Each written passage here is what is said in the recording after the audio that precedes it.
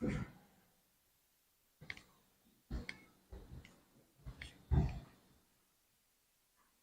evening to one and all. Welcome you all to the daily Indian Express newspaper analysis for the date 22nd and 23rd October 2023, brought to you by Ganesh IAS Academy.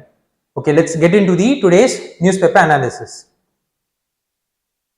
So mentioned are the topics which we are going to have the analysis in the upcoming slides. Have a look at it. Okay, let's get into the analysis of each and every topic. The dark shadow over love.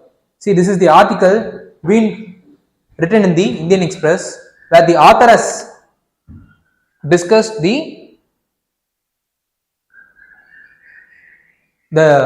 what was the recent judgment in relation to the LGBTQ community,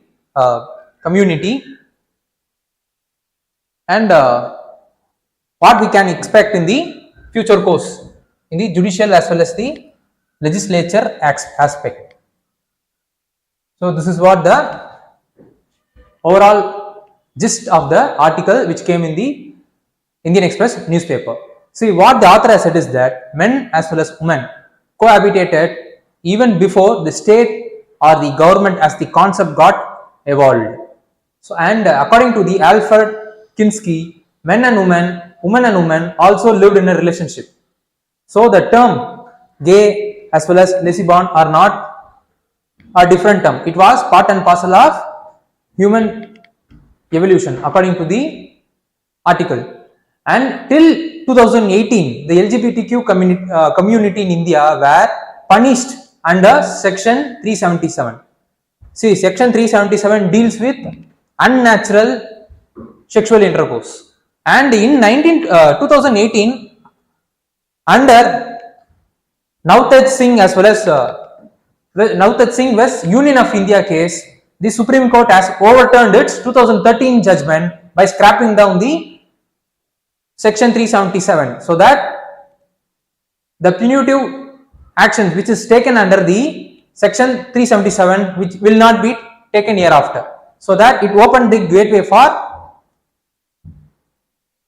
the relationship between the men as well as the women, and also different types of the LGBTQ community. And then to further their rights as well as privilege, an application was made before the Supreme Court by the LGBTQ committee, and then the recent judgment based on the application was also passed last week. So what the Supreme Court has passed is that, see, the marriage is the statutory right which involves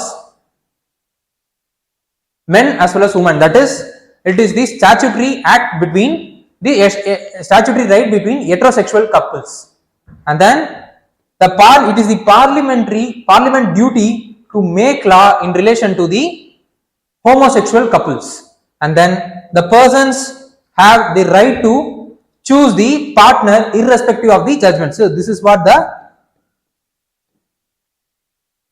this point was some positive aspect to the LGBTQ community apart from the other aspect of the judgment. And then no rights in relation to the civil union. See, civil union is nothing but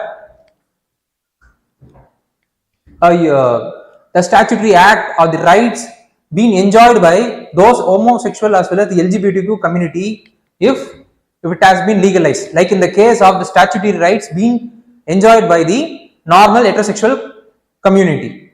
And then no right to adoption, inheritance and succession and maintenance was declared by the Supreme Court for the LGBTQ community in the recent judgment. See, this kind of judgment has not created any kind of, not a big kind of discussion across the society. And what the author is saying is that this is the first step in the right direction, so that hereafter the improvisation will be taking place, and then the community and the other stakeholders of the society will be sensitized, and there will be a time where the rights in relation to the adoption, inheritance, successions and maintenance and civil union rights will not be prohibited for these LGBTQ communities, was said by the author in the article. Okay, how the news is being related to the civil service examination is, under prelims it is related to Indian polity, governance, and similarly under mains it is related to GS paper 2, Indian constitution, historical underpinnings, evolutions, futures, amendments, significant provisions, as well as the basic structures.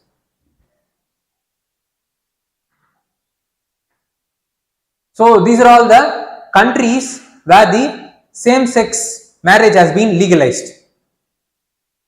See, Canada, United States, Mexico, see, most of the North American country, Cuba, Costa Rica, Colombia, Ecuador, Chile, Brazil, Uruguay, Argentina, South Africa in African continent, Australia, New Zealand in the Oceania continent, and Taiwan in the Asia continent, and these are all the other European countries in the European continent.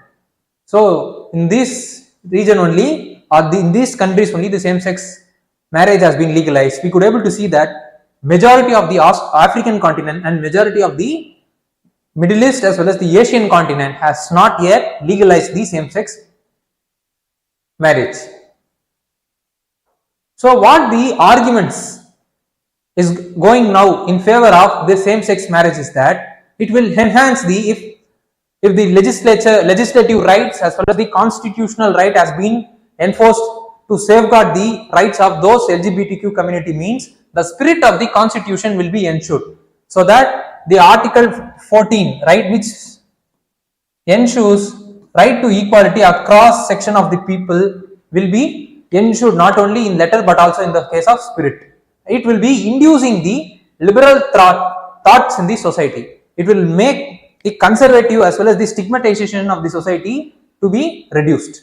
Thirdly, it will enhance the economic benefits for the LGBTQ community. See, most of the government schemes, welfare, as well as other opportunities which has been created by the government is eligible, mostly is eligible for the heterosexual couples. But in the case of the LGBTQ communities, they are not eligible for most of the welfare schemes being implemented by the government. For example, ration card, and then the joint property management, so on and so forth. And then because of the enforcement as well as safeguarding the LGBTQ rights, we could able to safeguard their health as well as well-being.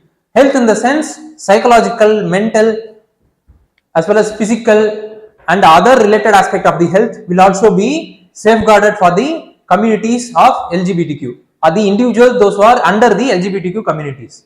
So what is the arguments that is going against the same-sex marriage is that, first and foremost, what the other the parties or the people who are opposing the same-sex marriage are saying is that, say, it is going against their religious as well as the cultural belief. Secondly, it will be affecting the child's upbringing. See, most of the norm of the society is that each and every household will have a mother as well as the father.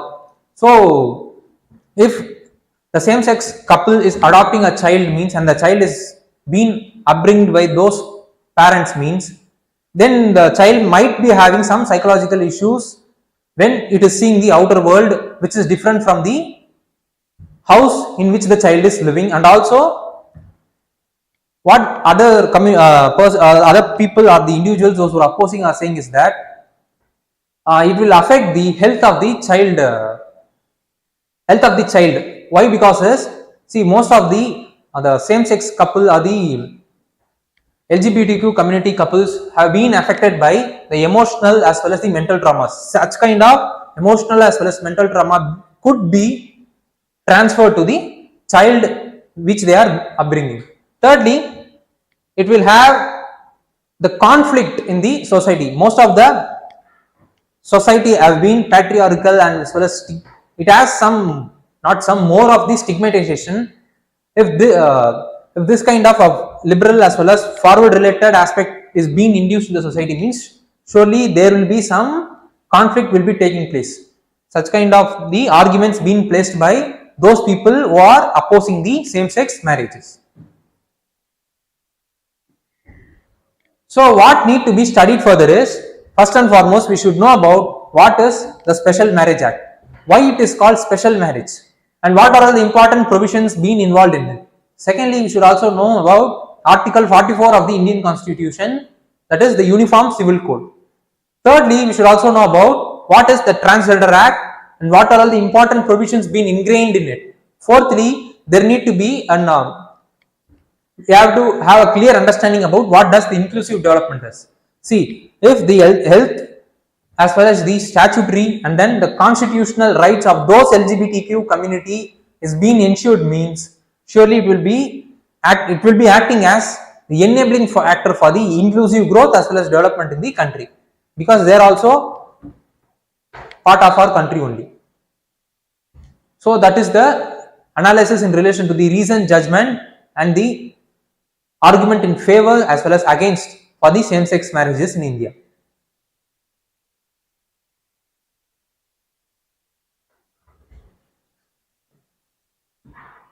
Spice route hurdle. Why the West Asian conflict could derail the IMEC plan?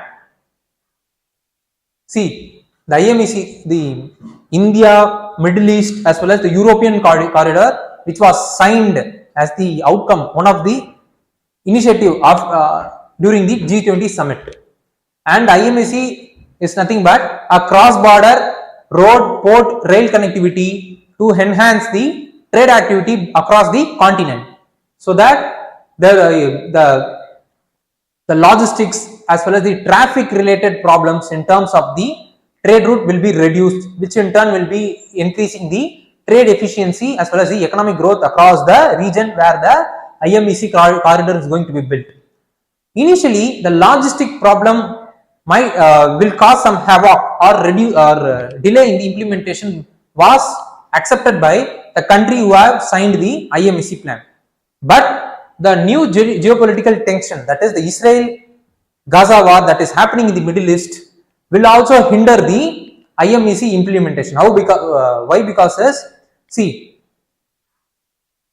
from India to Middle East, it will be only through shipping. The trade will be through the shipping, and from the from the port of the Middle East till the port of the European port, there will be multi connectivity is in the plan of IMEC. Like in the case of road, port, rail connectivity will be built across the different countries of the Middle East, so that they could be able to easily reach the European continent.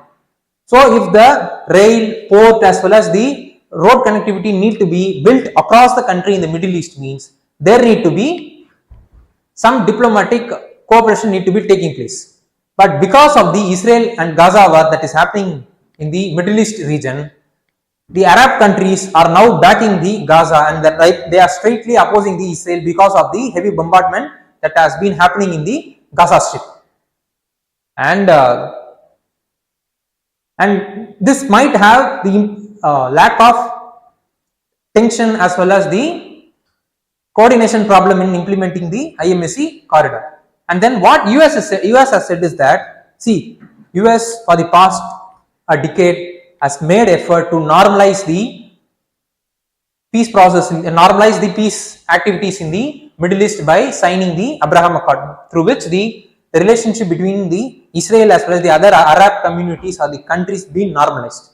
But because of what US is saying is that the Hamas attack on the Israel is only to weaken the Abraham Accord, which was signed under the US initiative to cool down the tension that has been happening in the Middle East and normalize the relationship between the Israel as well as the other Arab countries.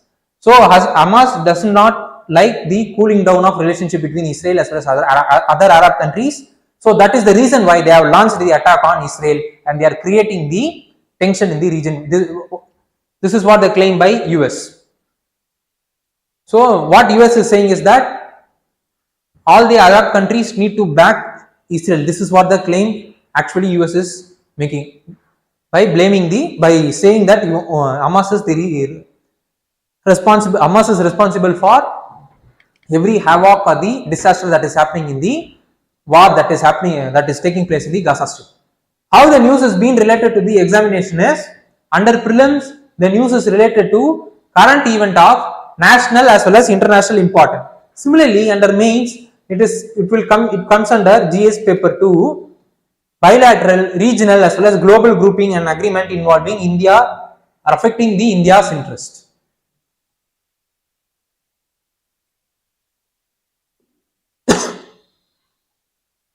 Okay, let's have a look into the details in relation to the IMEC corridor.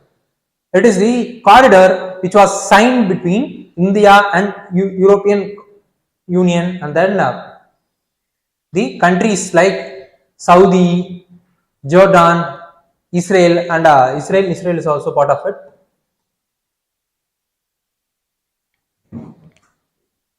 Those who are the members of the Middle East countries, and it was signed between these countries to implement the IMEC to boost the trade connectivity, and also which in turn will have overall economic growth of the region. This is what the objective of IMEC. And then it will be connecting the eastern corridor, that is it will be connecting the eastern corridor contains India to Arab Gulf, and then the corridor connecting the Arab Gulf to the Europe is called as western corridor. So it will be connecting two corridors. So we could be able to see that the Middle East is the middle of the India as well as the Europe corridor, and then it contains several countries which need to cooperate for the peaceful implementation of those heavy infrastructures project, that is the IMEC corridor. What does the advantage IMEC brings to the India is that first and foremost it will accelerate the trade of India. Secondly, it will enhance the infrastructure development, that is the port related infrastructure will also get enhanced, and it will also be leading to huge number of technological adaptation and easing of process in relation to the port governance. Secondly, it will reduce the time between India and Europe by 40%. See, right now European Union, that is by taking the Europe as the whole, they are one of the top trade contributor for India, and India is having high trade with the European continent. So by decongesting the Suez Canal through which the Indian trade to the European Union is taking place, and by using this new corridor we could able to reduce the time cost that is happening, as a result of which we could able to increase the trade efficiency and then reduce the logistic cost as well as other infrastructure cost that arises because of using this congested Suez Canal. Fourthly, it will enhance the diplomatic relationship. See, the strong diplomatic relationship between the three countries of the three continents is very essential for successful implementation of IMEC. So by implementing the IMEC, the diplomatic cooperation between the country will be enhanced. And what challenges does the IMEC has is that first and foremost, in the hindsight, it has been recognized that the logistic as well as the infrastructural building as well as the investment mobilization will have a great challenge for its implementation. And then the geopolitical tension that has arisen in the Middle East will also have heavy havoc in terms of implementation of the IMEC corridor. Finally, there will be coordination challenges. Even though the diplomatic relationship has been established, the ground level implementation requires the seamless flow of communication as well as the governance, which might be a hindrance in implementing the IMEC corridor. So what need to be studied further is, we should know about what does the Belt and Road Initiative is. The initiative being implemented by the China. Secondly, we should also know about what is Silk Route, what are the different types of Silk Route, that is the land related Silk Route and then maritime related Silk Route. If it is maritime related Silk Route means through which countries or the ocean it is going through, and if it is land related Silk Route means the route connects the route connects which continent and what are all the countries being connected under the land related Silk Route should also be seen. Fourthly, we should also know about what is the geography of Middle East, what are all the border countries, and what is the border of the Suez canals, and what are all the other straits, gulfs are present in the Suez Canal. These are all the things which we need to be aware of. Finally, we should be aware of the Israel war that is happening in the Middle East, which we have discussed detailedly in the previous videos. if anyone want to know about what is the historical aspect of the Israel war, please go and have a look at the previous videos. You will be having an idea in relation to the Israel war that is happening in the Middle East.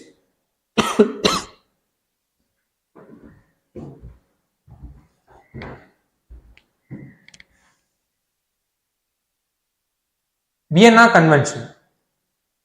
This convention is relating to the diplomatic relationship between the countries. More importantly, it involves the immunities as well as exemption as well as the duties that need to be followed by diplomats, those who are present in other countries. So Canada has opposed the India's unilateral withdrawal of diplomatic immunity.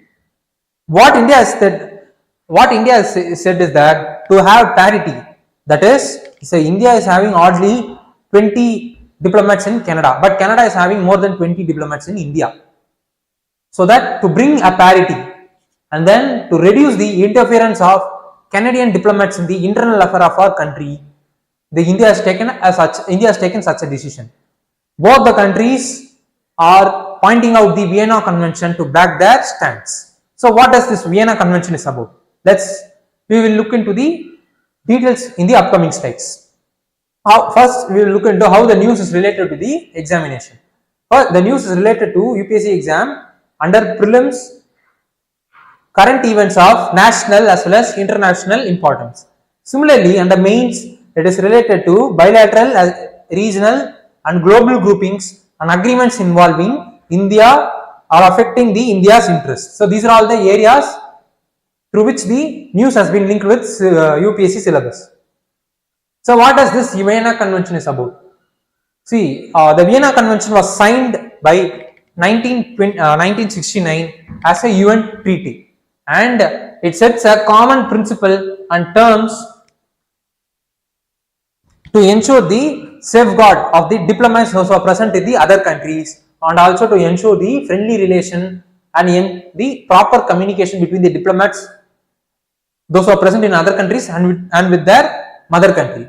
And it has been ratified by 193 countries, so that it is legally binding on all the countries who have ratified it.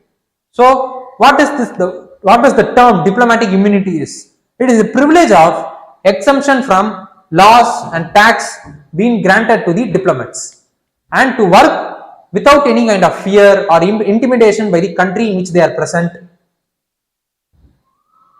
So that is the reason why such kind of exemption is being given, and such kind of exemption is called as diplomatic immunity, and it is being governed by Vienna Convention 1961 and then Convention on Consular Relationship 1963.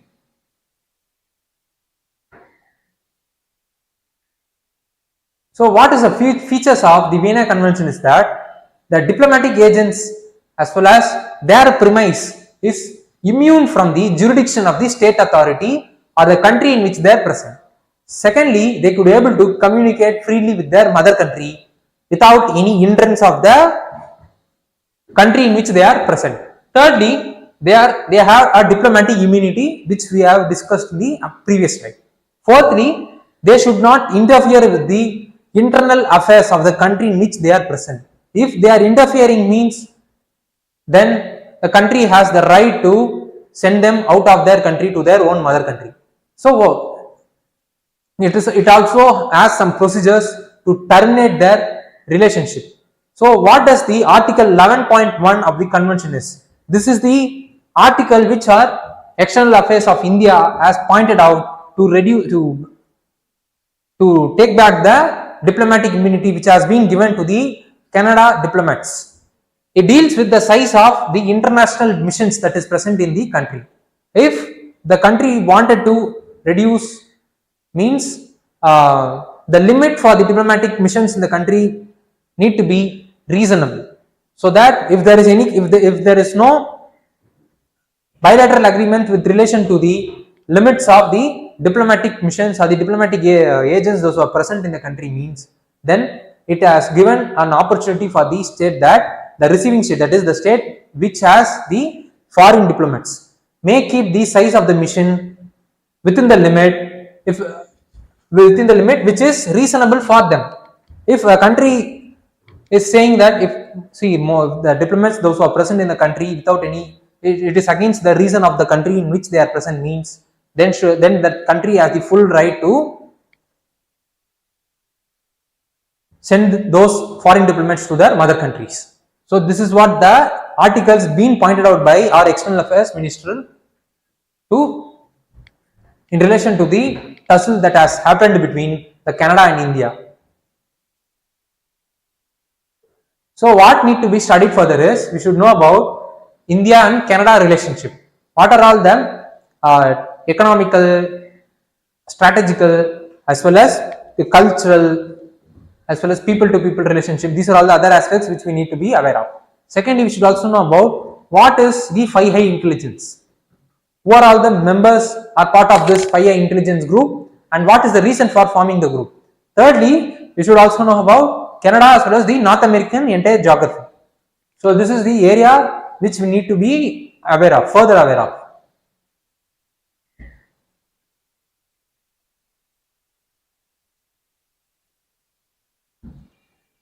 US emerges as India's biggest trading partner during April-September this fiscal. See, US has become India's biggest trading partner despite the slowdown in the global economy. Even though the percentage of export as well as import with relation to the US has declined. Not only with the US but also with the other country, the US topped with India's trade relationship. So what need to be studied how the news is related to the examination is, under prelims it is related to current events of national as well as international importance. Similarly, under mains it is related to bilateral, regional as well as global groupings and agreement involving India and affecting the India's interests. Okay, let's have a look into the India-US trade relationship. See, the bilateral trade between India and US has increased by about 7.6% in the 2022-23 year, and then the exports to the US as well as import from US rose 2.8% as well as 16% respectively, and products like petroleum, polished diamonds, pharmaceutical, jewelries are the major export product from India, and then petroleum, rough diamond, like LNG, gold and coal, etc. are the major products being imported by India from United States. And this aspect has now gathered momentum, as a result of which India-US trade relationship has reached one of the peak point now. See, the US is highest trade partner, means in US is ranking 1 in terms of our trade relationship with the global world. What significance does the trade relationship with the US have for India is that, first and foremost, is India is the trade surplus country with relation to the US. Among the handful of countries in which India has the trade surplus, US is one of the country and most important country. And then the technological transfer, as a part and parcel of trade relationship, the tech transfer is also happening, which India is highly wanted of, because for our digital infrastructure transformation that is happening in the country.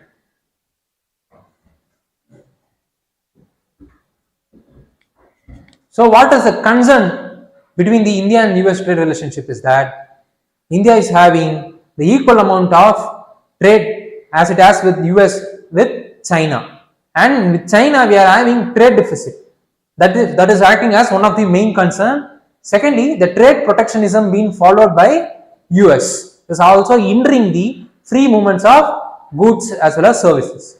Thirdly, US is saying is that India imposes high taxation for most of the products that has been exported from US. This is what the charge being claimed by US. So these are all the areas which is acting as concern for India-US trade relationship.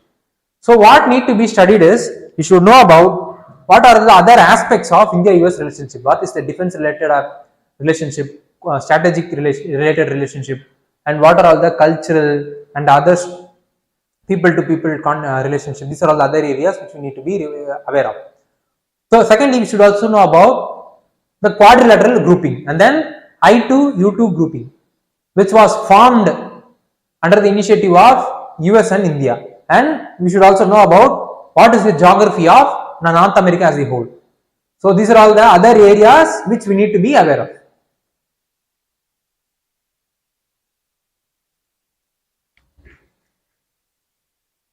Okay, let's have a look into today's practice prelims question.